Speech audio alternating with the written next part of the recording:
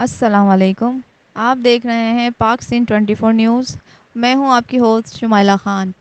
National highways and motorway police south zone Sindh 75ویں یوم آزادی کی تقریبات کے سلسلے میں موٹر وے پولیس کی جانب سے پورے پاکستان میں مختلف قسم کی تقریبات کا انعقاد کیا گیا۔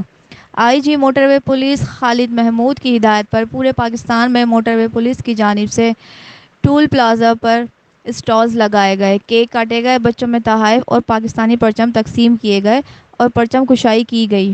D I G motorway police south zone Fiza Mastoni کی جانب سے زونل آفس سندھ کراچی اور موٹر وے پولیس سندھ کے تمام سیکٹرز کراچی، سکرینڈ، سکھر، سہون اور دادو میں جشن آزادی کے سلسلے میں مختلف تقریبات کا انعقاد کیا گیا۔ اس سلسلے میں ٹول پلازا پر اسٹالز لگائے گئے، پرچم کشائی کی گئی، فلیگ مارچ کیا گیا اور بچوں میں تحائف تقسیم کیے گئے۔ ان تقریبات کا مقصد 75ویں یوم آزادی پورے جوش و خروش کے ساتھ منانا ہے اور وطن کے ساتھ اپنی محبت کا اظہار ہے۔ موٹر وے پولیس کا عملہ دن رات 24 گھنٹے مسافروں کی سہولت کے لیے ہائی ویز اور موٹر ویز پر موجود ہے تاکہ لوگ بآسانی اپنے منزل مقصود تک پہنچ سکیں۔